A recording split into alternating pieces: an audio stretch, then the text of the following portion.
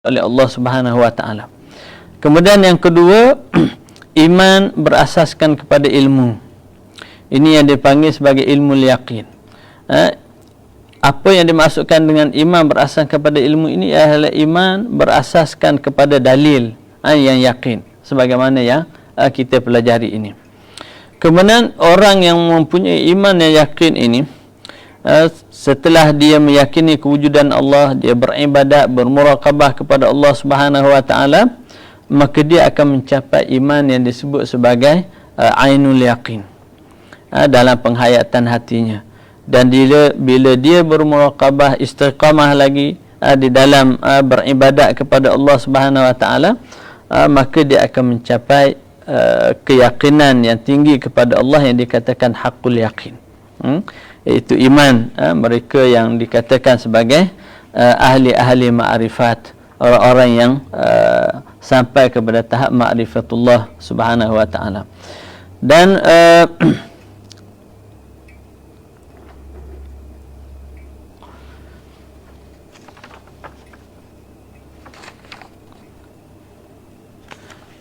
kata Syekh, wa amma taqlidu, apa yang dimaksud dengan taklid di sini ialah mengikuti orang lain tanpa dalil. Boleh faham Taklid ialah mengikut orang lain tanpa dalil.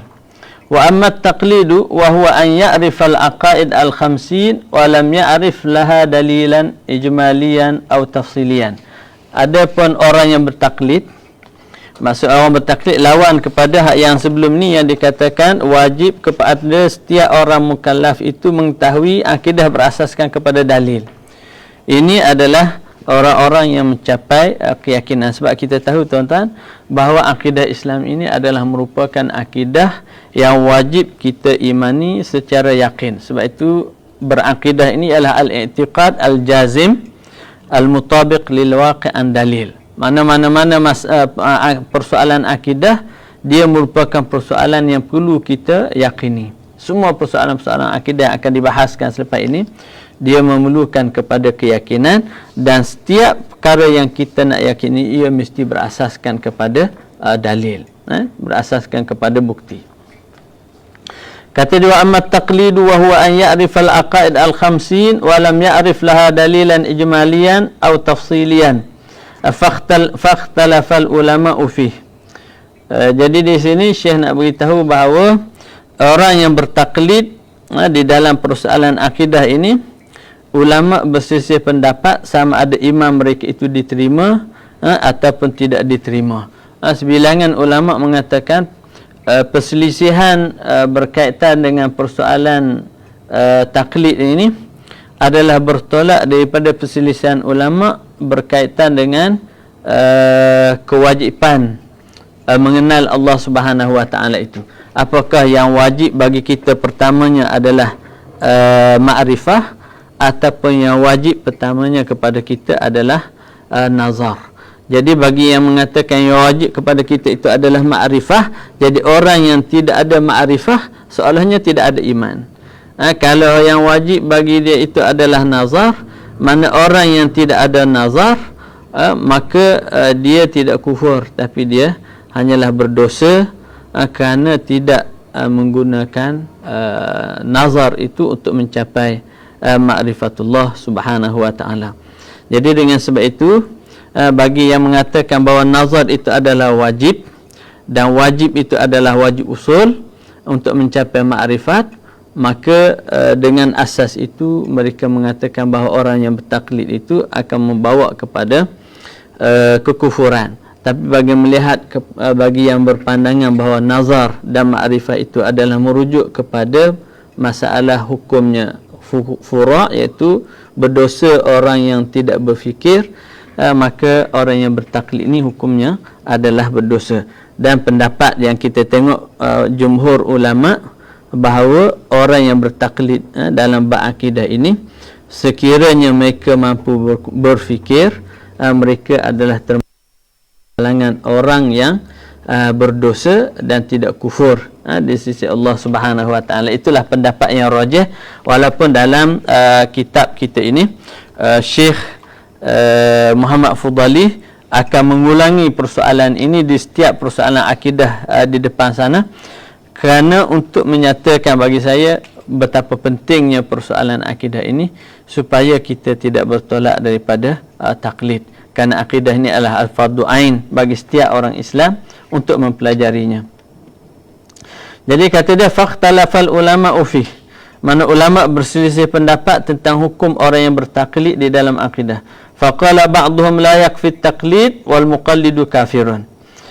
Jadi sebilangan ulama mengatakan orang yang bertaklid dalam akidah ini tidak cukup, akidahnya itu tidak sempurna, dan hukum orang yang bertaklid ini adalah di sisi Allah Subhanahu wa taala pada hari akhirat kelak mereka ini terdiri daripada orang yang kufur kepada Allah Subhanahu wa taala. Itu satu pandangan, dan pandangan ini adalah pandangan yang tidak kuat. Sementara pendapat yang kedua, wa dhahaba ilaihi Ibnu al-Arabi. Ibnu al-Arabi di sini ialah Abu Bakar Ibnu al-Arabi, murid kepada Imam Al-Ghazali, yang punya kitab Tafsirul Ahkam tu. Bukan Ibnu Arabi yang sufi itu. Kalau Ibnu Arabi sufi itu dia tak ada alif lam, biasanya disebut Ibnu Arabi. Kalau Ibnu Arabi ini merujuk kepada Syekh Abu Bakar Ibnu Arabi. Dan juga Imam As-Sanusi wa atala fi syarhil kubra fi radd ala man yaqulu bi kifayati taqlid. Jadi pandangan Syekh Abu Bakar Ibnu Arabi dan juga Imam As-Sanusi yang menegaskan bahawa orang yang bertaklid ini imannya tidak diterima oleh Allah Subhanahu wa taala. Dan ini yang disebut di dalam matan Jauharah juga mengisyaratkan tentang pendirian Imam As-Sanusi dan Ibn Arabi ini, wal muqallidu imanuhu lam yakhlu min at-tardidi. Orang yang bertaklid iman dia itu tidak sunyi daripada keraguan ini. Iaitu ulama berselisih pendapat mengenai kedudukan imam mereka di sisi Allah Subhanahu wa taala pada hari akhirat kelak. Adapun orang bertaklid hukumnya di dunia ini ia dihukum sebagai seorang muslim, amalan-amalan sebagai seorang muslim boleh nikah, kahwin, sembelihan, sembahyang sama dengan orang lain, tapi maksudnya iman tak diterima ialah di sisi Allah Subhanahu wa taala pada hari akhirat kelak. Di dunia ini orang yang bertaklid dia adalah seorang muslim, diterima sebagai seorang muslim biasa di dalam masyarakat umat Islam ini. Lakin nuqila anna As-Sanusi raja'a an dhalika wa qala bi kifayati at-taqlid walakin lam nara fi kutubihi illa al-qawla bi adami kifayatihi. Kata Syekh Muhammad Fudali,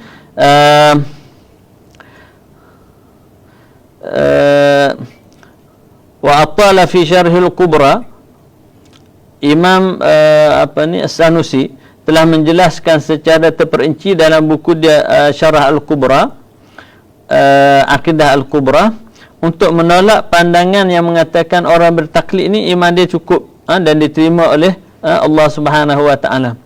Namun kata dia nuqila, dipetik bahawa Imam As-Sanusi ini telah menarik balik pandangan dia yang mengatakan tidak mencukupi iman orang yang bertaklid di sisi Allah, dan dia berpandangan adalah sama dengan pendapat jumhur, iaitu bertaklid ini memadai di dalam persoalan akidah, tapi berdosa bagi orang yang mampu berfikir.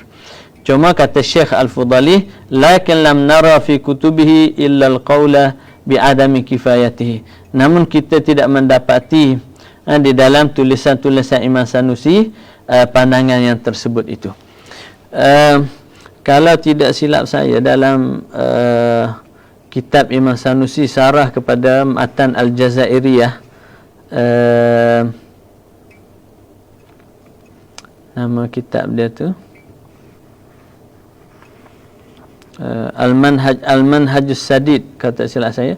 Di dalam tu Imam As-Sanusi berbicara mengenai kelompok-kelompok yang bertaklid ini, dan kalau tak silap saya di situ dijelaskan bahawa ada beliau menerima pandangan ini, dan mungkin kita boleh rujuklah ke dalam kitab Al-Manhajus Sadid oleh Imam As-Sanusi. Jadi perbahasan berkaitan dengan taklid ini adalah merupakan perkara yang sangat penting, kerana akidah adalah merupakan perkara utama di dalam kehidupan umat Islam. Jadi sekiranya kita dapat memahami akidah Islam berasaskan kepada dalil-dalil yang yakin, berasaskan kepada kefahaman yang betul dan penghayatan yang sebenar, maka dari sini kita akan merasai kemanisan iman. Tetapi sekiranya kita berakidah dengan akidah Islam tetapi tidak berasaskan kepada dalil dan penghayatan yang sebenar, maka kita akan dapati iman kita akan menjadi lemah.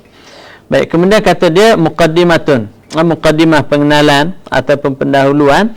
Jadi Syekh dah berbicara tentang pendahuluan baru masuk muqaddimah. Jadi kita tahu dalam buku ni kita ada muqaddimah dipanggil muqaddimatus syuru'. Muqaddimatus syuru' ni muqaddimah untuk memulakan perbahasan. Itu kadang-kadang dimulakan dengan definisi. Muqaddimatus syuru' ni mana untuk kita memperkenalkan disiplin itu, definisi dulu, kemudian perbahasan-perbahasan yang ada di dalamnya, dan juga faedah kita pelajari. Ini biasa tiga ini disebut dalam Imam As-Sanusi di muqaddimah Tahzib Imam Sanusi. Tiga ni biasanya yang utamalah, definisi, perbahasan dan hasil objektif daripada disiplin ilmu ini.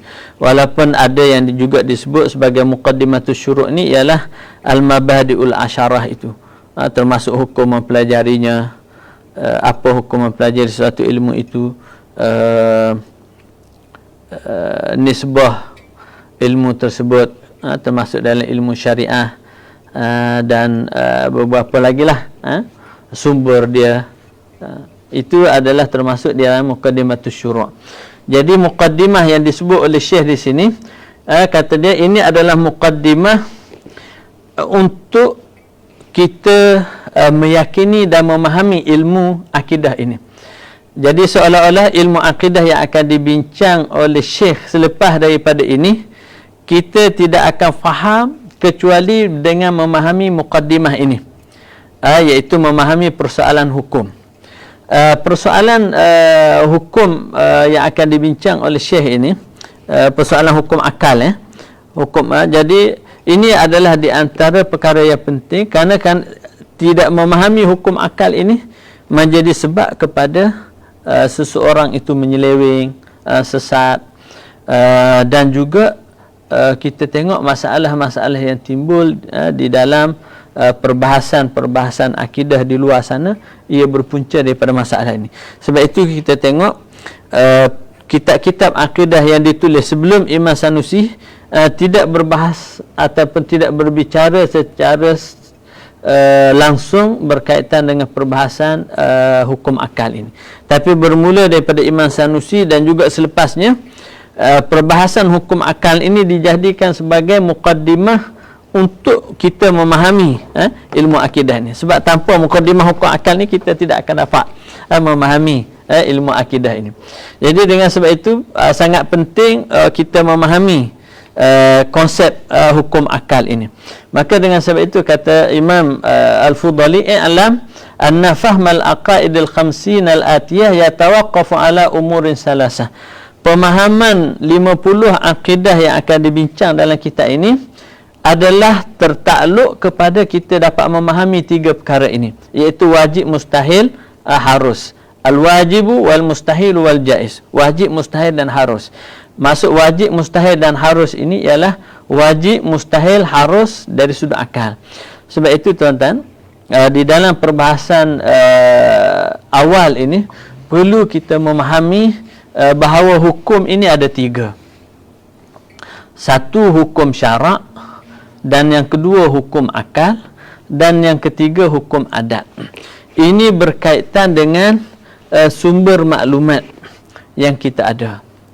Jadi kita tahu tuan-tuan, bagaimana seseorang itu akan dapat meyakini berkaitan dengan sesuatu.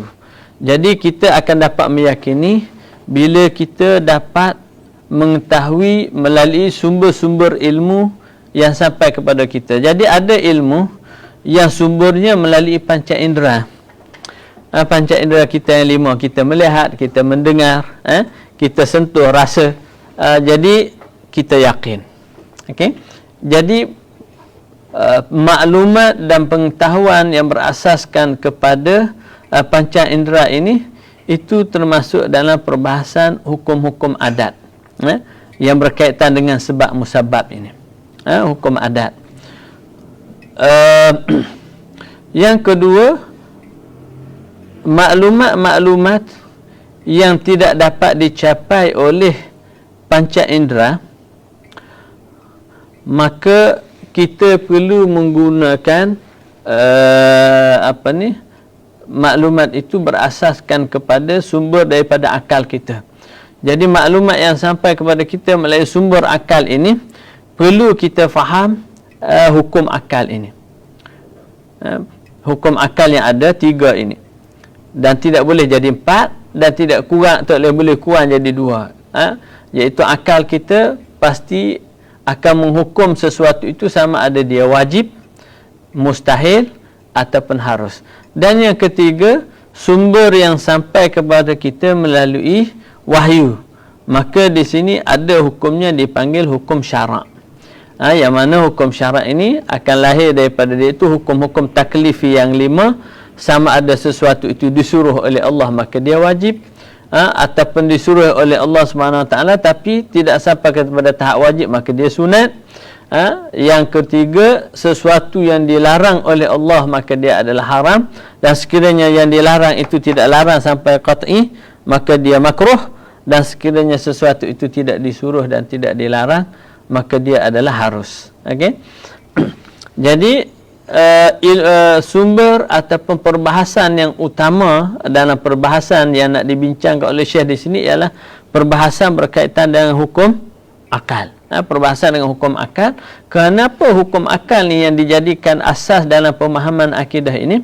Kerana kita tahu hukum akal ini adalah merupakan neraca yang diguna pakai oleh semua yang beriman dan yang tidak beriman. Jadi bila mana kita berbahas berasaskan kepada hukum akal ini, bila sampai kepada satu tahap yang mana semua orang boleh terima, maka dia adalah merupakan satu keputusan yang sepatutnya diterima pakai oleh semua. Jadi dengan sebab itu, kita tengok mana-mana penghujahan yang berkaitan dengan persoalan akidah ini mesti tidak bercanggah dengan persoalan akal. Dan kita tahu persoalan hukum akal ini juga tidak akan bertentangan dengan hukum syarak. Tak akan bertentangan dengan hukum syarak. Okey? Boleh faham tak? Tidak akan bertentangan dengan hukum syarak. Baik. Kata dia, "I'lam anna fahmal aqaidil khamsin", ketahuilah bahawa memahami hukum akidah yang 50 ini, iaitu 50 sifat Tuhan, 20 sifat Tuhan dan juga 4 sifat Nabi, hak yang wajib, kemudian 20 yang mustahil bagi Tuhan, 20 yang mustahil bagi Nabi, dan satu yang harus bagi Tuhan, satu harus bagi Nabi. Ini 50 sifat ini adalah berasaskan kepada fahamnya kita terhadap hukum akal ini. Apa yang dikatakan wajib, apa yang dikatakan mustahil, apa yang dikatakan harus. Jadi Imam Al-Haramain mengatakan orang yang tidak faham hukum akal ini adalah orang yang cacat pemikiran dia, dan inilah yang menjadi sumber kepada penyelewengan dan sebab kepada kesesatan dalam firak-firak yang kita tengok berlaku dalam masyarakat umat Islam dulu dan sekarang, pemikiran falsafah dan sebagainya, kerana adalah bertolak daripada kesilapan di dalam pemahaman ini. Jadi kata dia, muqaddimatun, i'lam anna fahmal aqaidil khamsin al-atiyah yatawaqqafu ala umurin salasah. Pemahaman ilmu akidah yang akan dibincang ini tertakluk kepada fahamnya kita perbahasan berkaitan dengan hukum akal. Jadi hukum akal ni kita boleh faham ataupun tidak. Jadi hukum akal ni terbahagi kepada 3. Hukum akal ialah sesuatu keputusan yang kita hukumkan berasaskan kepada tasawur akal kita. Jadi ada 3 bahagian. Yang pertama wajib, mustahil dan juga harus. Apa makna wajib? Kata dia fal wajibu wallazi la yutasawwaru fil aqli adamuhu. Wajib dari sudut akal itu ialah sesuatu yang tidak digambarkan. Apa maksud tak digambarkan di sini? Ai la yusaddiqu. Akal kita tidak boleh menghukumnya, ataupun akal kita itu tidak boleh percaya dan akal kita itu tidak boleh terima. Bukan dengan makna at-tasawwur di sini dengan makna tasdiq, dari sudut mantik tu, tasdiq mantik, tasawwur tasdiq. Jadi bukan maksud tasdiq maksudnya tidak menghukum, maksud akal kita tidak boleh terima ketiadaannya. Contoh dia, kata dia ai la yusaddiqul aqlu bi adamihi. Akal kita tidak boleh terima ketiadaannya. Jadi ada benda yang kita tak boleh terima ni, wajib akli ni ada hak yang wajib nazari, ada yang wajib daruri. Ada hak yang wajib secara daruri, iaitu yang tak perlu kita fikir panjang. Ada hak yang wajib tapi perlu kepada kita kena fikir dan membuat penghujahan. Jadi contoh yang Syekh beritahu di sini, katahayyuzil jirmi. Setiap jirim mesti kena ada tempat. Ini semua orang tahu. Akal kita memang percaya dan akal kita memang tahu, dan kita tidak boleh untuk nak gambarkan adanya satu jirim dia tidak ada tempat. Sebab itu definisi jirim ini ataupun jisim ialah sesuatu yang memenuhi ruang. Mana jirim itu kalau kita pergilah dalam bahasa apa, bangsa apa pun, bila kita kata jirim, jisim, maka dia adalah sesuatu yang memenuhi ruang ataupun mengambil tempat dan kedudukan. Faham tak? Jadi kata dia wajib akal ialah sesuatu yang akal kita tidak boleh percaya dan tidak boleh terima bagi sesuatu itu kecuali dia kena akal tidak boleh terima sesuatu itu tiada, seperti jirim wujud tanpa memerlukan tempat.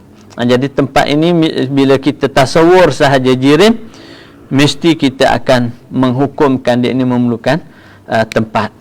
Maksud tahayyuz ini akhzihi qadran minal faragh, mana dia mengambil ruang, mengambil ruang. Wal jirmu, makna jirim itu ialah jisim, kasyajari wal hajari, seperti pokok dan batu. Dalam istilah yang khusus, kita kata jirim ini ialah molekul yang paling kecil lah kan, molekul kita panggil tak jirim. Dan jisim ialah gabungan di antara 2 jirim ke atas. Sebab itu kata dia jisim ialah ma tarakkaba min jirmaini fa akthar. Jirim ialah himpunan 2 jisim ialah himpunan 2 jirim ke atas, maka itu dinamakan jisim.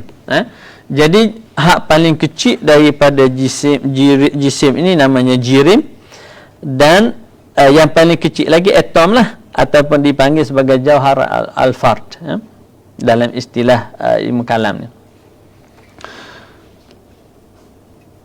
Fa idza qala laka syakhsun, bila ada seseorang berkata inna syajarata lam ta'khuz mahallan minal ard, masalan, bila ada orang kata pokok tak duduk atas bumi, jadi akal kita boleh nak terima tak?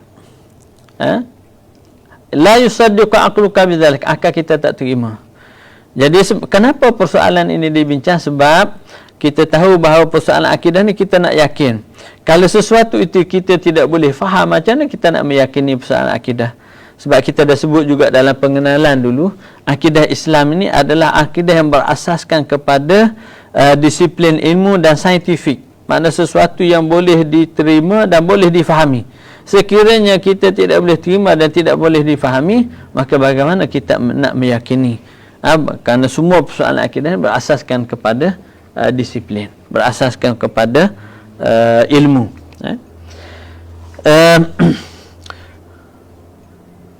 Lianna akhzaha mahallan wajibun la yusaddiqul aqlu bi'adamihi. Sebab akal kita tidak boleh menggambarkan adanya sesuatu ataupun adanya pokok itu tanpa ada tempat ini. Lianna akhzaha mahallan, kerana pokok itu perlu ada tempat. Dia adalah suatu yang wajib, dengan makna akal kita tidak boleh terima bahawa ataupun tidak boleh percaya adanya sesuatu tanpa ada tempat. Dan kalau kita kata yang wajib nazarinya, kita kata alam ini adalah baharu. Jadi alam ni baharu, perlu kepada bab penghujahan. Bagaimana kita kata alam ni baharu? Sebab maksud baharu ya alam ini didahulu oleh tiada. Jadi macam mana kita nak faham? Kita kena buat penghujahan secara lebih terperinci. Maka ini barulah akal kita terima. Contoh kita kata alam ini berubah. Setiap yang berubah mesti ada yang mengubah. Maka dengan sebab itu alam ini perlu kepada pencipta. So, alam ini memerlukan kepada pencipta. Kita kata macam mana nak perlu kepada pencipta? Sebab kita lahir semua dah ada. Jadi kita alam ni berubah. Setiap yang berubah mesti ada yang mengubahkan. Jadi alam itu perlu alam ini ada yang mengubahkan, iaitu pencipta yang mentadbir dan mengurus dia.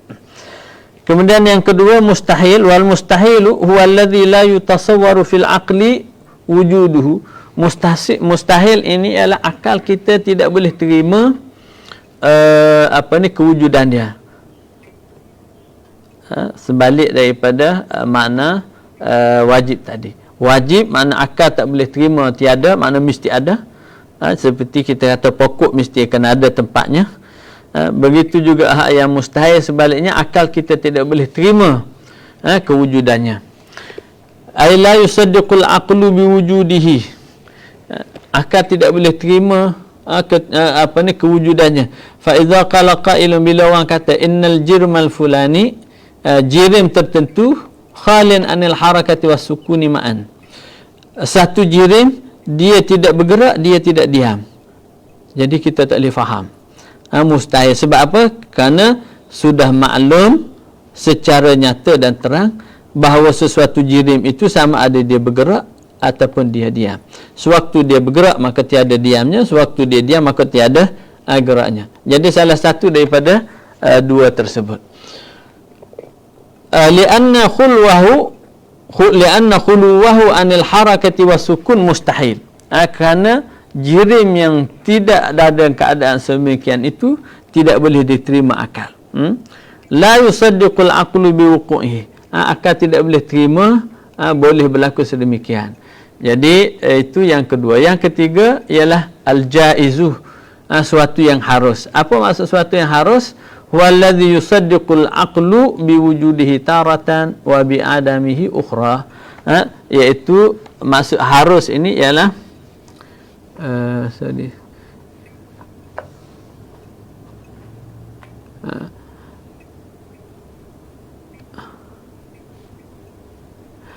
wal jaizu, yang jaiz ini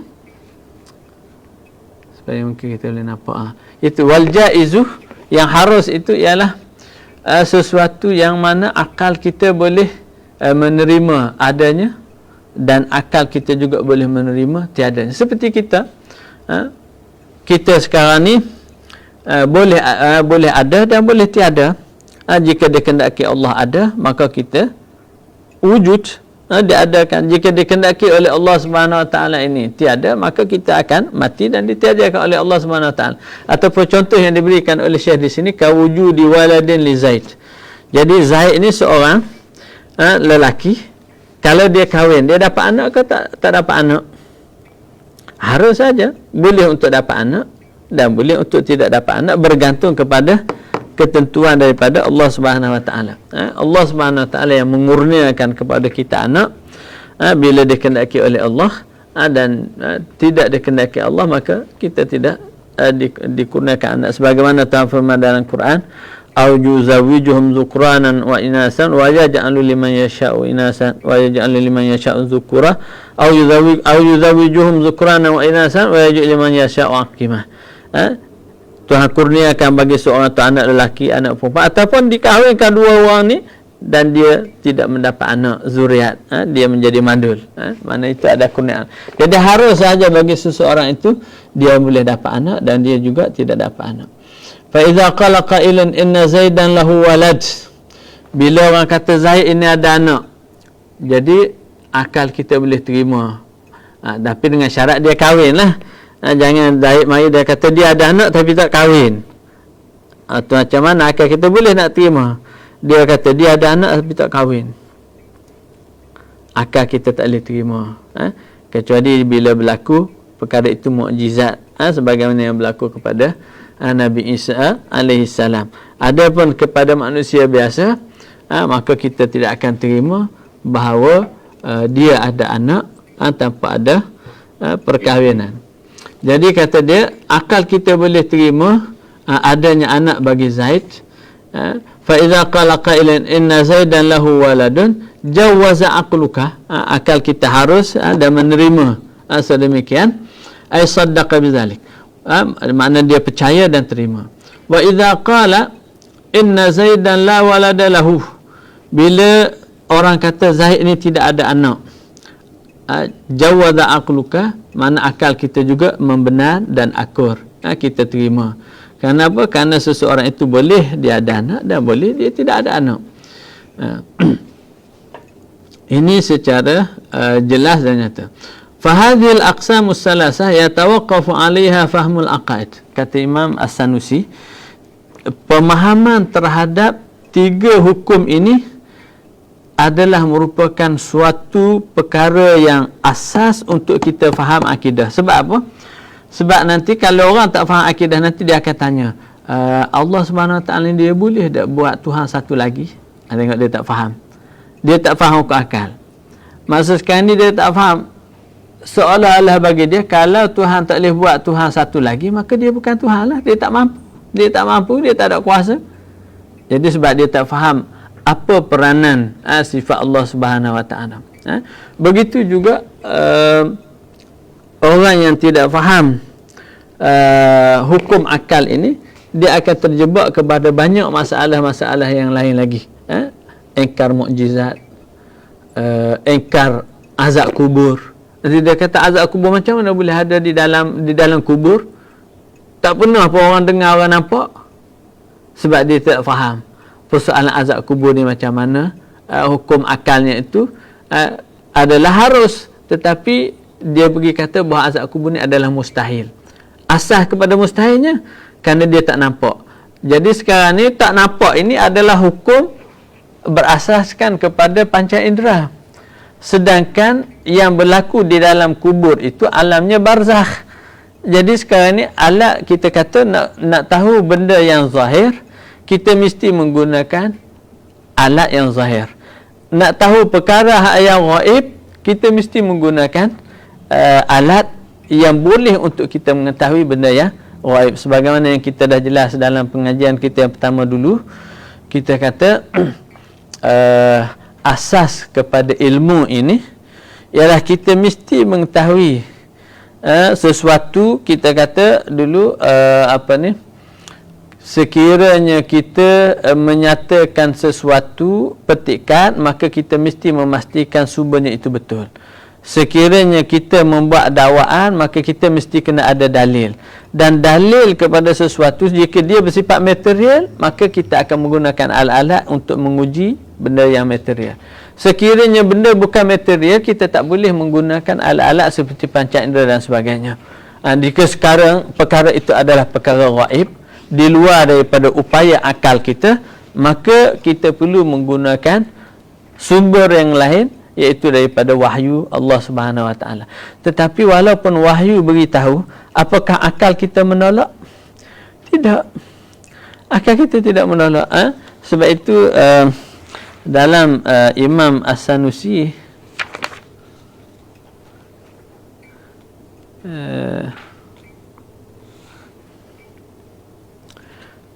contohnya dalam isu ini berkaitan dengan persoalan ini. Contohnya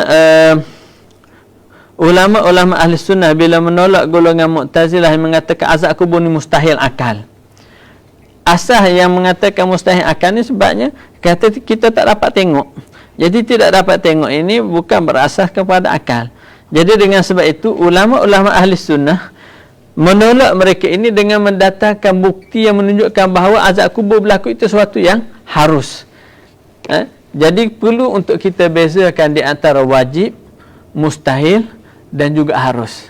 Sebab orang yang tidak memahami konsep ini akan menyebabkan banyak permasalahan yang lain yang berlaku yang boleh membawa kepada penyelewengan dan juga kesesatan.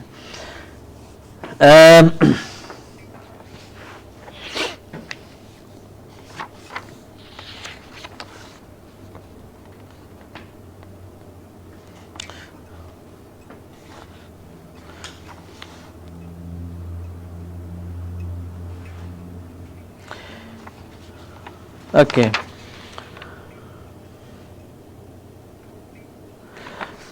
Untuk makluman muslimin-muslimat, sahabat-sahabat sekalian, perbahasan tentang hukum akal yang 4 ini bila kita teliti di dalam kitab-kitab ilmu kalam, dia mula diketengahkan oleh Imam As-Sanusi. Dan kenapa dia dikatakan sebagai muqaddimah di sini? Sebab perbahasan tentang hukum akal ni dia tak masuk dalam perbahasan ilmu kalam, tidak masuk dalam perbahasan ilmu akidah. Sebab bahasa ilmu akidah nanti akan berbahas mengenai persoalan kewujudan Allah Subhanahu Wa Taala. Tetapi ini adalah pengenalan kerana persoalan ini adalah persoalan yang utama. Dengan dia ini kita boleh memahami akidah-akidah Islam itu. Jadi dengan sebab itu Imam As-Sanusi adalah orang yang pertama kalau kita tengok yang mula menulis berkaitan dengan muqaddimah hukum akal ini. Kalau kita tengok dalam kitab-kitab yang lain seperti dalam Jauharah, dalam Imam As-Sanusi sendiri, dia menulis di sini tentang hukum akal, hukum syarak dan juga hukum adat. Ini adalah suatu yang sangat penting membezakan di antara tiga persoalan ini. Hukum akal yang merujuk kepada perbahasan akal, hukum adat yang merujuk kepada panca indera, hukum syarak yang merujuk kepada nas wahyu yang telah ditetapkan oleh Allah Subhanahu Wa Taala. Jadi kata dia di sini Imam As-Sanusi menjadikan di dalam kitab-kitab dia Sughra Kubra bermula dengan perbahasan hukum akal ni. Sebab apa? Kerana rosak dan sesatnya manusia dulu dan sekarang pun adalah disebabkan mereka tidak membezakan di antara persoalan hukum akal dan hukum adat. Sebagaimana yang kita tengok berlaku di dalam pemikiran falsafah, pemikiran liberal hari ini. Bila kita tidak boleh beza di antara sesuatu itu berasaskan kepada hukum akal, yang berasaskan kepada pemikiran, yang berasaskan kepada hukum adat, yang bertolak daripada penggunaan panca indera, maka kita tengok persoalan-persoalan ini telah menimbulkan banyak kekeliruan. Contoh kita dalam falsafah moden,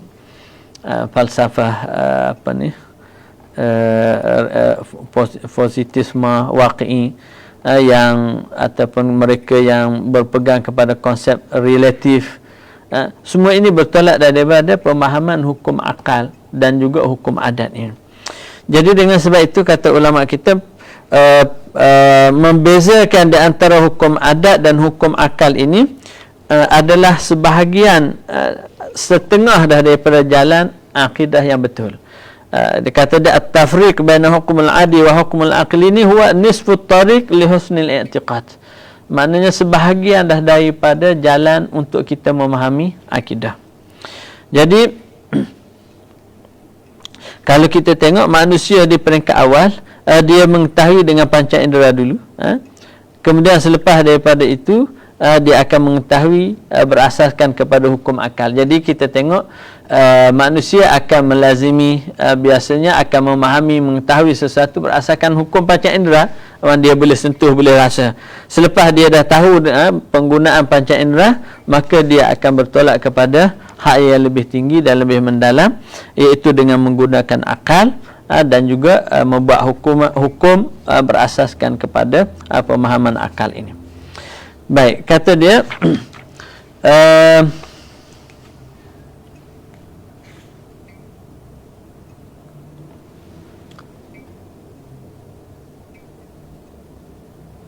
okey. Sekarang ni kita berada di sini. Saya tandakan. Okey. Fahadhil aqsamus salasah, hukum akal yang hukum yang tiga ini, wajib, mustahil, harus ini, ya tawaqqafu 'alaiha fahmul aqaid. Tengok dia kata Syekh, terhenti kepada pemahaman hukum ini untuk kita memahami akidah-akidah Islam. Apa yang dimaksudkan dengan aqaid ialah permasalahan-permasalahan yang perlu kepada keyakinan. Kerana kita tahu akidah Islam semuanya adalah bertolak daripada yakin. Dan bagaimana kita nak yakin sesuatu kalau kita tidak boleh faham?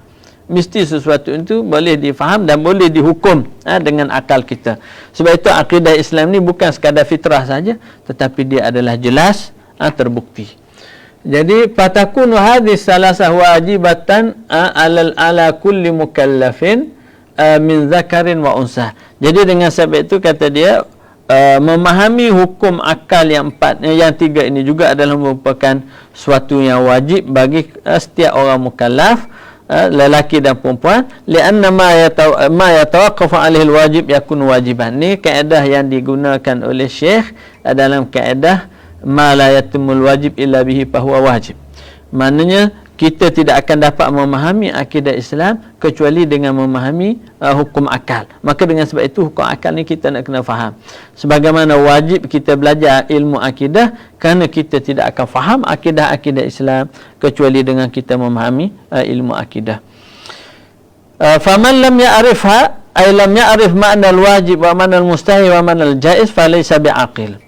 Kata Imam Al-Haramain, saya tertinggal atas sikit. Fatakunu hadhihi salah wajibatan ala kulli mukallaf min dzakar li'anna ma yatawaqqafu 'ala al-wajib yakun wajiban. Bal qala al-Imam Al-Haramain, kata Imam Al-Haramain Al-Juwaini, dikatakan kepada Imam Al-Haramain ini kerana beliau di antara orang yang telah memberikan fatwa di Haram Al-Makki dan juga Madinah itu. Inna fahma hadhil as-salasah, pemahaman terhadap makna ataupun tasawur terhadap pengertian tiga hukum akal ini, hiya nafsul aql, itulah yang dikatakan sebagai orang yang berakal. Mana kalau orang itu seorang yang bijak tapi tidak boleh membeza apa makna wajib, mustahil dan juga harus, maka orang ini adalah orang yang cacat akal dia. Sebab itu kata dia, faman lam ya'rifha, sesiapa yang tidak tahu hukum akal ini, ay lam ya'rif makna wajib wa makna mustahil wa makna jaiz, tidak tahu makna wajib, mustahil dan harus ini, falaysa bi'aqil. Ni kena tanda kat bawah sikit. Maksud falaysa bi'aqil ini bukan bermakna dia ni orang gila, orang yang tidak ada taklif, bukan begitu. Maksud falaysa bi'aqil di sini ialah orang itu orang yang tidak sempurna akalnya, iaitu dengan makna orang itu ada kecacatan pada akalnya. Dan kita tahu bila ada kecacatan pada akal ini, inilah yang menjadi punca kepada kesesatan, punca kepada penyelewengan. Sebab itu kita tengok orang yang ingkar azab kubur, orang yang ingkar hari kiamat, antara lainnya kerana tidak faham dan tidak boleh membezakan di antara wajib, mustahil dan harus. Sebab bila dia kata tidak ada hari kiamat, kita mati, maka berakhirlah kematian ini. Sebab apa? Sebab mereka tidak mempercayai alam ghaib. Kerana tidak boleh nak diuji, tidak boleh nak dirasa. Sedangkan kita tahu bahawa alam ghaib ini kita faham dan kita tahu berasaskan kepada wahyu daripada Allah Subhanahu wa taala. Sebab itu tuan-tuan dan rahmati Allah, kita perlu faham, nanti bila kita dah baca ni konsep akidah Islam ni, kalau kita tengok bila mana Nabi kata bunyal Islamu ala khams, dibina Islam ini di atas 5 rukun, iaitu yang pertama syahadatu alla ilaha illallah, yang pertama syahadah la ilaha illallah. Kerana syahadah keimanan inilah yang akan menentukan sah ibadat-ibadat lain. Kalaulah syahadah keimanan ini tidak sah, tidak bertolak daripada keyakinan, maka ibadat-ibadat lain juga tidak ada. Dan setelah kita bersyahadah, yakin, beriman kepada Allah Subhanahu wa taala, yakin kepada ketuhanan Allah Subhanahu Wa Taala, kemudian kita akan tanya macam mana kita nak beribadat kepada Allah, kita nak tahu apa yang Allah nak, apa yang Allah tak nak. Maka dengan sebab itu Allah mengutuskan Nabi dan Rasul. Jadi bila Allah Subhanahu Wa Taala mengutuskan Nabi dan Rasul, dan kita pula dapat mengenali dan mengetahui bahawa itu adalah Nabi, itu adalah Rasul utusan Allah, bukan tipu dan bukan palsu, setelah ditunjukkan bukti-bukti mukjizat yang menunjukkan bahawa dia adalah Nabi dan Rasul, maka kita terima kenabian dia. Okay? Jadi bila Nabi dan Rasul ini datang, mereka memberitahu kepada kita bahawa ada perkara-perkara yang memang kita tak tahu. Seperti Nabi beritahu ada di sana malaikat. Maka kita terima tak kewujudan malaikat ni? Ya, kita terima. Bila kita tahu dan kita terima Allah dan kita terima Nabi. Jadi Allah beritahu kepada Nabi bahawa ada di sana malaikat. Walaupun kita tak nampak. Dan kita tahu malaikat ni berperanan di dalam kehidupan kita. Kemudian Nabi dan Rasul juga beritahu ada di sana kitab sebagai panduan kita. Maka kita terima. Dan Nabi dan Rasul ini juga beritahu kepada kita ada di sana alam akhirat, dan kita terima. Sebab apa? Selepas kita dah terima dan yakin kepada Allah, yakin kepada Nabi. Dan yang keenam, bila Nabi beritahu bahawa semua yang berlaku di dalam alam ini semuanya adalah berlaku dengan takdir dan ketentuan Allah, kita terima. Sebab apa? Sebab kita dah terima adanya Tuhan, dan kita juga terima kebenaran kerasulan Nabi Muhammad sallallahu alaihi wasallam. Jadi dengan sebab itu di dalam kitab kita ini Syekh memuatkan, dia kata 50 akidah ni yang perlu kita percaya, walaupun ada akidah-akidah lain juga yang disebut selepas daripada itu hak yang perlu kita yakini, tapi inilah yang merupakan asas, inilah yang merupakan teras, yang mana yang lain itu akan mengikuti kepada yang ini. Maka kata dia wa ma'anal jaiz lais maaf wa ma'anal falaysa ba'aqil. Fa idza qila huna, bila ada orang berkata di sini al qudratu wajibatun lillah, kana al ma'na qudratullahi la yusaddiqul aqlu bi adamiha.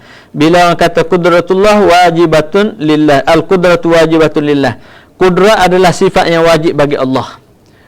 Maksud kita kata Allah Subhanahu Wa Taala wajib bersifat dengan sifat kudrat.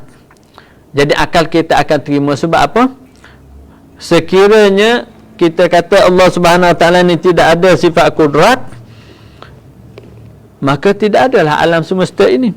Maka dengan sebab itu bila kata Allah wajib bersifat dengan kudrat, maksudnya akal kita ini mesti terima dan percaya kewujudan tersebut. Dan akal kita ni tidak menerima ketiadaan kudrat. Maksudnya tak ada kudrat itu mustahil. Sebab apa?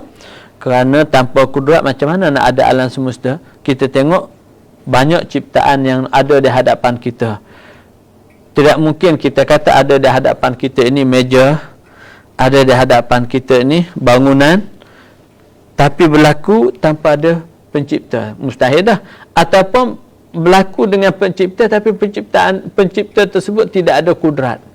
Kalau dah tidak ada kudrat, macam mana nak cipta? Sebab asas untuk mencipta mesti kena ada kudrat, kena ada kuasa. Kalau dia tidak ada kuasa, nak cipta macam mana? Mana akal kita tidak meyakini dan memahami bahawa sesuatu itu tidak boleh berlaku tanpa ada kudrat ini. Maka wajib kita meyakini bahawa Allah Subhanahu Wa Taala itu mempunyai kudrat, dan mustahil Allah Subhanahu Wa Taala itu tidak ada kudrat. Kita tak akan percaya, tidak boleh terima akal kita, kerana tanpanya tidak mungkin sesuatu ciptaan itu akan berlaku. Sebab apa? Kata dia li'annal wajib huwa alladhi, kerana makna wajib itu sesuatu yang la yusaddiqul aqlu bi adamihi, akal tidak boleh terima ketiadaannya. La yusaddiqul aqlu bi adamihi, sebagaimana yang telah kita nyatakan tadi. Wa ammal wajib bermakna ma yusabu ala fi'lihi. Ni kita tengok Syekh dia dalam perbahasan ini dia tak cerita tentang hukum syarak. Jadi sekarang ni satu kita tengok wajib akal ialah kita tidak boleh terima ketiadaannya. Akal kita tak boleh terima. Wajib syarak ialah sesuatu yang kita buat kita akan dapat pahala. Kalau kita tinggal dapat dosa. Itu hukum syarak nama dia. Sebab apa kita berlaku sedemikian? Sebab itu adalah perintah daripada Allah. Bila kita laksanakan perintah, maka kita dapat ganjaran. Bila kita tidak melaksanakan perintah Allah, maka kita akan berdosa dan akan dibalas oleh Allah Subhanahu Wa Taala. Jadi kata dia, adapun al-wajib bermakna ma yusabu alaihi, ini maksudnya wajib syar'i. Wajib dari sudut hukum syarak. Dia kata amal wajib bermakna ma yusabu ala fi'lihi wa yu'aqibu ala tarkihi, fahuwa ma'nan akhar laisa muradan fi ilmi tauhid. Sebab ini hukum syarak. Hukum syarak ini perbahasannya dalam kitab-kitab fiqh. Maka dengan sebab itu kata dia, wajib dalam hukum, pengertian hukum syarak ialah kita akan mendapat pahala bila kita buat dan kita mendapat dosa bila kita tinggal. Jadi perlu kita beza. Dia kata fala yastabihu alikal amru, kamu jangan terkeliru di sini. Jadi Syekh nak beritahu kita ada hukum adat, hukum syarak dan juga hukum akal. Jadi hukum wajib adat, wajib harus pada adat dan juga mustahil pada adat. Jadi semua ini perlu kita beza. Okey, kemudian na'am law qila, boleh faham tak? Na'am law qila yajib 'alal mukallaf. Kita sekarang kata dia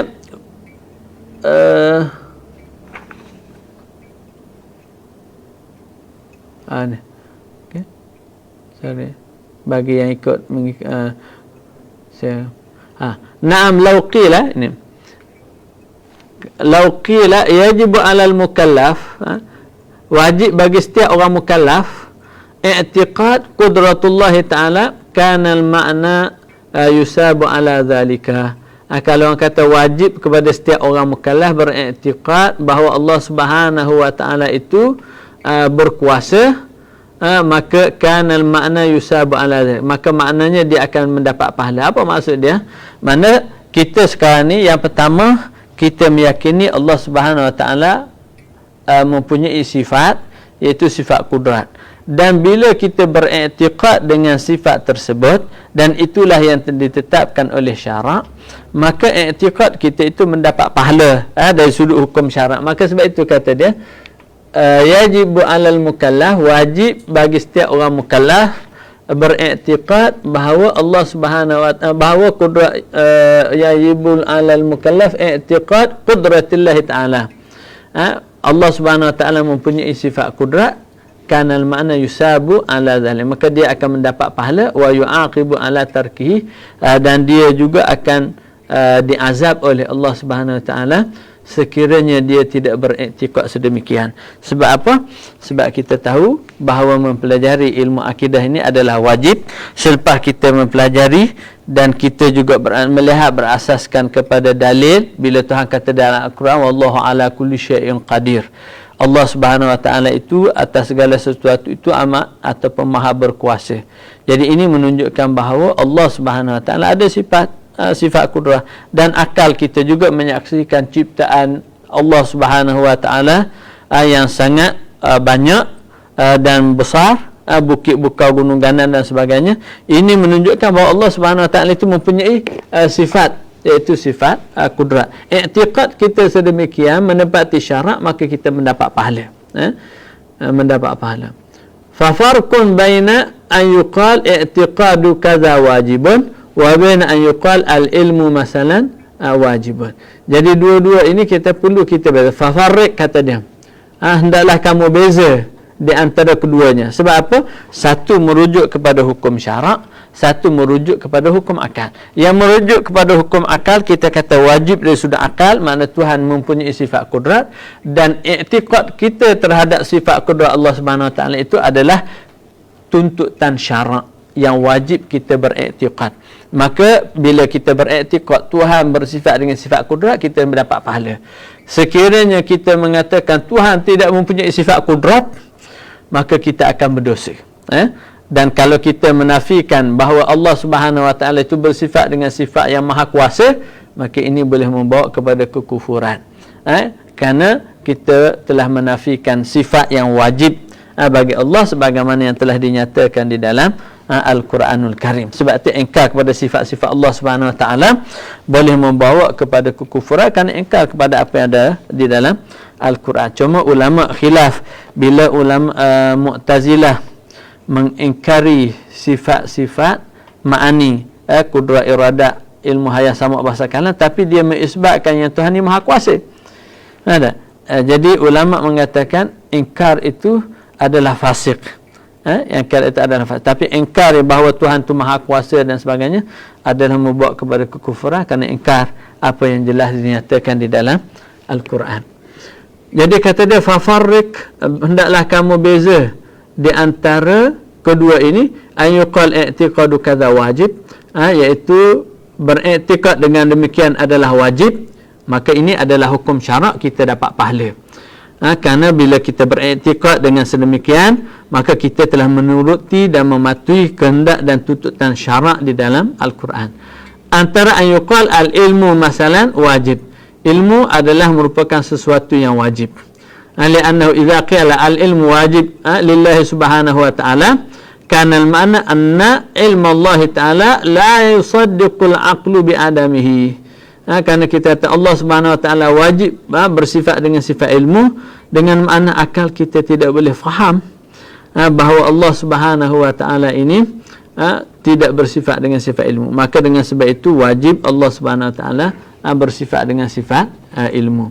Kerana tanpa sifat ilmu maka tidak ada makna ketuhanan, dan ini menafikan kesempurnaan Allah Subhanahu Wa Ta'ala. Mustahil Allah Subhanahu Wa Ta'ala tidak bersifat dengan sifat ilmu dengan kita melihat kepada ciptaan yang begitu hebat, sedangkan penciptanya itu jahil dan tidak ada sifat ilmu. Ini adalah mustahil.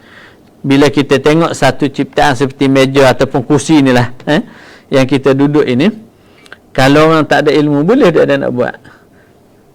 Mungkin kita tengok satu pokok balak besar, orang yang tebang itu tak ada ilmu, jadi dia duk khayal nak buat sesuatu ciptaan daripada pokok yang besar tersebut.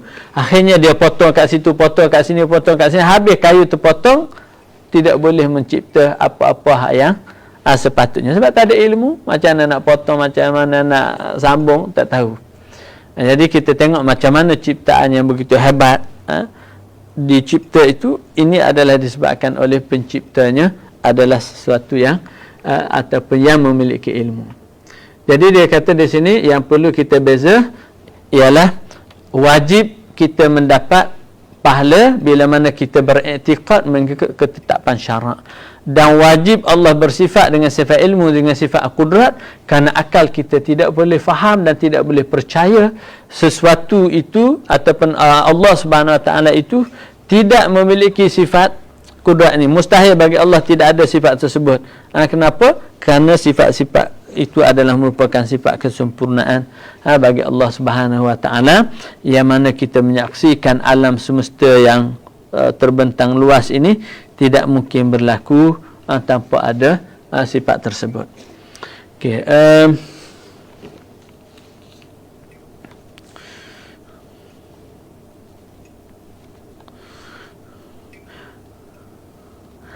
fahris alal farqi bainahuma, maka hendaklah kamu berhati-hati untuk membezakan di antara keduanya. Maka Syekh nak beritahu di sini, hendaklah kita beza di antara dua hukum, iaitu hukum syarak dan juga hukum akal. Jadi hukum syarak perbahasannya dapat pahala tak dapat pahala di dalam kitab fiqh sana. Dan perbahasan yang kita bincang di sini ialah berkaitan dengan hukum akal, yang mana akal kita ini boleh terima ataupun tidak. Sebab itu nanti bila kita berdialog di antara Islam dan juga musuh-musuh Islam berkaitan dengan persoalan akidah ini, mesti berasaskan kepada perkara yang boleh diterima oleh akal ini. Wa idza qila i'tiqad al-ilmu wajibun kana al-ma'na yusabu in i'taqada dhalik wa yu'aqabu illam ya'taqid. Bila dia katakan beriktikad ilmu itu adalah wajib, maka maksudnya dia akan diberi pahala terhadap iktikad tersebut dan akan diazab bila kita tidak beriktikad dengan akidah tersebut. Sebab apa? Kerana itu telah ditetapkan oleh syarak. Fahris al-farqi bainahuma wala takum mimman qallada fil aqaidid din. Ini tengok dia mengulangi lagi. Kata dia, janganlah kamu, kata Syekh, janganlah kamu jadi dalam kalangan orang yang bertaklid dalam akidah agama ini, fayakunu imanuka mukhtalafan fihi. Maka iman kamu ini tergolong dalam golongan orang-orang yang ulama berselisih apakah iman itu diterima atau tidak. Fatakhludu finnari indaman yaqulu la yakfi.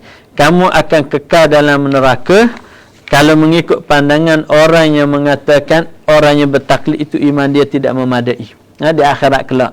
Walaupun di dunia ni orang bertaklid semuanya dihukum dia sebagai seorang Islam. Mana sembahyang, puasa, zakat, haji, boleh nikah, kahwin, makan sembelihan, boleh berlaku sah, dia sebagai seorang Islam. Tetapi di sisi Allah di hari akhirat kelak nanti tidak selamat. Qala As-Sanusi wa laysa yakunu syakhsu mu'minan idza qala ana jazimun bil aqaid walau qut'tu qat'an la arji'u an jazmi hadha bal la yakunu mu'minan hatta ya'lama kulla aqidatin min hadhihi al-khamsina bidaliliha. Ini pandangan Imam Sanusi yang agak keras, kata dia. Pandangan Imam Sanusi, walaysa yakunu syakhsu mu'mina, seseorang itu tidak dikira sebagai seorang mukmin yang sebenar kalaulah dia kata saya yakin dengan akidah agama yang ada ini, sekalipun saya dicincang hancur dan saya tak akan kembali dah kepada kekufuran, bahkan bala yakunu mu'minan, kata Imam Sanusi, tidak dikira beriman hatta ya'lama kulla aqidatin min hadhil khamsi bidaliliha, sehinggalah dia mengetahui dalil akidah-akidah yang 5 ini sama ada dalil secara ijmali ataupun dalil secara tafsili. Jadi khilaf ulama di sini dalam pendapat yang rajih, kalau kita tengok dalam kitab-kitab akidahnya, pendapat yang rajih bahawa orang yang bertaklid ni iman dia diterima di sisi Allah, namun dia tetap berdosa sekiranya dia mampu berfikir. Sekiranya dia tidak mampu berfikir, maka dia sebagai seorang muqallid diterima akidah dia tanpa berdosa. Tapi kalau dia boleh berfikir, cuma dia tidak beri perhatian tentang urusan agama macam kita saksikan hari ini, orang tak peduli pun urusan agama ni. Orang tak peduli persoalan akidah agama, tak peduli. Sebagaimana kita tengok bagaimana saudara-saudara baru kita yang mu'alaf, mereka mencari agama. Mereka mencari kenapa kita hidup di atas dunia, kenapa kita diadakan oleh Allah, apa yang kita perlu buat di atas dunia, kita nak pergi lepas ni ke mana, apa persediaan yang perlu kita buat di dalam kehidupan. Ini persoalan-persoalan yang sepatutnya kita tanya dan kita cari jawapannya, dan kita bina akidah keimanan dan ketakwaan kita kepada Allah Subhanahu Wa Taala. Boleh faham Boleh? Okey, kita ingat nak laju-laju sana, tapi okeylah, kita takutkan laju sangat. Okey. Jadi pendapat Imam Sanusi berkaitan dengan orang muqallid ini, pendapat yang marjuh lah, yang rajihnya pendapat jumhur, iaitu mengatakan bahawa orang yang bertaklid ini sah iman dia di sisi Allah Subhanahu Wa Taala, cuma sekiranya dia mampu berfikir, dia boleh belajar tapi dia tak belajar, dan dia tidak fikir supaya dia dapat yakin dalam akidah dan agama, maka dia berdosa. Dan ini juga adalah peranan kepada kita ibu bapa yang perlu mengajar, mendidik anak-anak dengan akidah yang benar ini supaya mereka itu selamat. Jadi sebab itu kalau kita tengok krisis yang berlaku kepada masyarakat minoriti Islam di negara-negara bukan Islam, bila ayah dia beriman tapi cucu nanti sudah tidak ada iman sebab akidah ini tidak ditanam, maka dia terpengaruh dengan persekitaran dan kehidupan masyarakat bukan Islam yang ada. Jadi kewajipan kita untuk menanam kepada mereka ini akidah, apa dia akidah Islam, bagaimana nak berakidah dengan akidah Islam, keyakinan kita terhadap ajaran-ajaran dan syariat yang telah diajar oleh Islam, supaya mereka ini istiqamah. Bila kita tidak ajar, tidak beri perhatian, maka kita tengok Generasi kedua, okey. Generasi ketiga, maka kita tengok kita dah terdedah kepada pencemaran akidah ini. Ini adalah sesuatu yang sangat bahaya. Jadi dengan sebab itu Imam As-Sanusi kita tengok begitu tegas dalam hal ini. Mungkin dia melihat kelemahan masyarakat umat Islam di zaman dia. Kelemahan masyarakat umat Islam di zaman dia. Dan inilah yang berlaku di zaman kita hari ini. Bila kita tengok hari ini, kita tengok persoalan akidah ni, dia orang dah tidak berikan perhatian besar. Sedangkan dia adalah di antara yang sangat penting dan sangat utama dalam kehidupan. Habis. Kata wa taqdimu hadzal ilm fardun kama yu'khadhu min syarhil aqaid. Okey, sekarang ni Imam As-Sanusi Imam Syekh Fudali nak memberitahu kepada kita bahawa mempelajari ilmu akidah ini adalah fardu. Jadi kita tahu belajar ilmu akidah ini sama ada fardu kifayah atau fardu ain. Fardu ain kepada setiap individu. Kita mesti meyakini akidah Islam satu persatu berkaitan dengan kenabian, berkaitan dengan ketuhanan, secara khusus ini berkaitan dengan kenabian, kemudian berkaitan dengan akidah-akidah yang lain berasaskan kepada dalil-dalil yang jelas. Sekiranya kita tidak memiliki dalil khususnya berkaitan dengan akidah ketuhanan ini, maka inilah yang dibimbangi dalam akidah, kerana kita bertaklid, ditakuti iman kita tidak diterima oleh Allah Subhanahu Wa Taala. Jadi fardu ain kepada setiap individu dan fardu kifayah kepada setiap ahli masyarakat. Mana mesti kena ada di dalam setiap masyarakat seorang yang mempelajari akidah Islam. Sebilangan ulama mengatakan dalam setiap satu marhalah kena ada seorang alim yang boleh yang boleh menghuraikan ilmu akidah. Satu marhalah satu orang alim. Kalau kita tengok zaman dulu-dulu ramai, tapi zaman lah ni kita nak cari payah. Jadi dengan sebab itu kewajipan kepada kita lah ibu bapa untuk memastikan kita melahirkan generasi umat yang boleh menjaga akidah, jaga agama ni. Melahirkan generasi umat ni. Dan belajarlah kan. Kata dia kama yu'khadhu min syarhil aqaid. Syarh aqaid ni akidah nasafiyah lah oleh Imam Sa'duddin At-Taftazani. Syarhul aqaid iaitu kitab syarah akidah an-nasafiyah oleh Imam Sa'duddin At-Taftazani. Li'annahu ja'alahu asasan yang bani alaihi ghairuh. Karena Imam Sa'duddin menjadikan bahawa akidah ini adalah merupakan asas yang dibina di atasnya itu hak lain. Kenapa? Macam yang saya sebut tadi, sebagaimana hadis Nabi SAW, Nabi kata bunyal Islam ala khams. Islam ni dibina di atas 5, iaitu yang pertama syahadat la ilaha illallah. Mesti dengan syahadah ini. Dengan adanya syahadah Islam la ilaha illallah, barulah wajib puasa, sembahyang, puasa, zakat, haji. Tapi tanpa ada iman dan syahadah ini, maka semua ibadat-ibadat yang lain sudah tidak ada makna. Ataupun tidak tercapai maksud dan tujuan pensyariatannya kerana tanpa iman. Sebab itu kita tengok semua syarat-syarat untuk ibadat itu asasnya mesti adalah seorang itu muslim. Mesti seorang itu muslim, akil baligh, sembahyang. Jadi dengan sebab itu asas la ilaha illallah ni adalah yang sangat penting, kerana la ilaha illallah ni lah yang akan menjadikan teras untuk kita melaksanakan hukum-hukum syariat yang lain. Jadi dengan sebab itu belajar ilmu ini, taqdim hadzal ilm, makna mendahulukan ilmu ini. Ilmu mana? Ilmu akidah ni. Maknanya sebelum kita belajar ilmu-ilmu lain, ilmu akidah ya farda'ain ini perlu. Sebab itu kata Imam Ghazali dalam kitab Minhajul Abidin, kata dia bagi seorang ahli ibadat itu, dia mesti mula dengan ilmu. Dan ilmu yang perlu dia tuntut bagi orang awam ni 3. Iaitu ilmu yang pertama akidah yang farda'ain, syariat yang farda'ain, kemudian yang berkaitan dengan akhlak-akhlak yang fardu ain ini. Bagaimana kita nak membersihkan diri kita daripada sifat-sifat buruk, keji, dengki, riak, syirik dan sebagainya ni, kita bersihkan daripada hati kita. Hak ni adalah fardu ain, supaya kita tidak terjebak dengan dosa-dosa dan maksiat yang lain. Fala yasihul hukmu biwudu'i syakhs. Seseorang itu tidak sah wuduknya kalau dia tu orang bukan Islam. Nak sah macam mana? Aw salatihi, ataupun solatnya, illa idza kana aliman bihadzal aqaid, kecuali dia telah mengetahui akidah-akidah ini.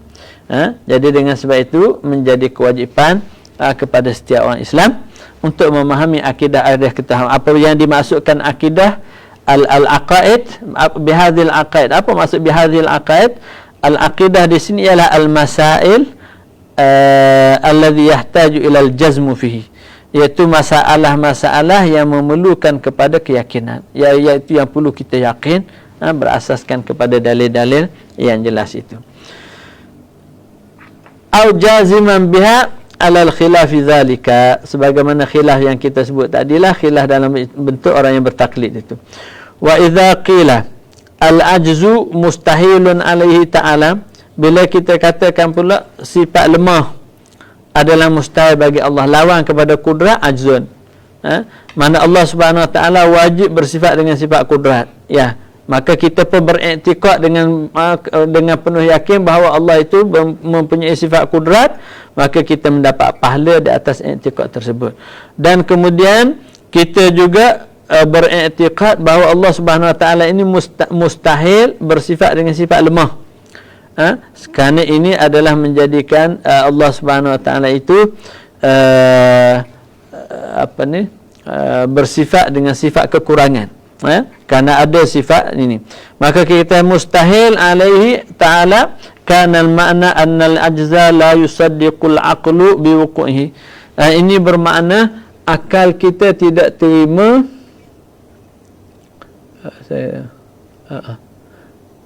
Minta maaf, saya lupa nak highlightkan teksnya. Ini yang kita baca. Fala yasihul hukum لأنه فلا يصح الحكم بوضوء شخص أو صلاته إلا إذا كان عالما بهذه العقائد أو جازما بها على الخلاف ذا. وإذا قيل bila dikatakan al-ajzu mustahilun alaihi ta'ala, sifat lemah itu mustahil bagi Allah Subhanahu Wa Ta'ala. Kana al-ma'na anna al-ajza la yusaddiqu al-aqlu biwuqu'ihi lillahi ta'ala wa wujudihi. Maknanya akal kita tidak menerima ataupun tidak percaya bahawa ini boleh berlaku kepada Allah Subhanahu Wa Ta'ala. Maka kadzalika yuqalu fi baqil mustahilat, begitulah kita akan kata kepada semua sifat-sifat mustahil yang 20. Contoh kita kata Allah Subhanahu Wa Ta'ala bersifat dengan sifat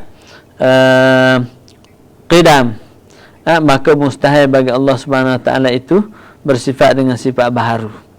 Allah Subhanahu Wa Ta'ala bersifat dengan sifat wahdaniyah, maka mustahil Allah Subhanahu Wa Ta'ala itu banyak, berbilang-bilang dan ada sekutu. Mustahil.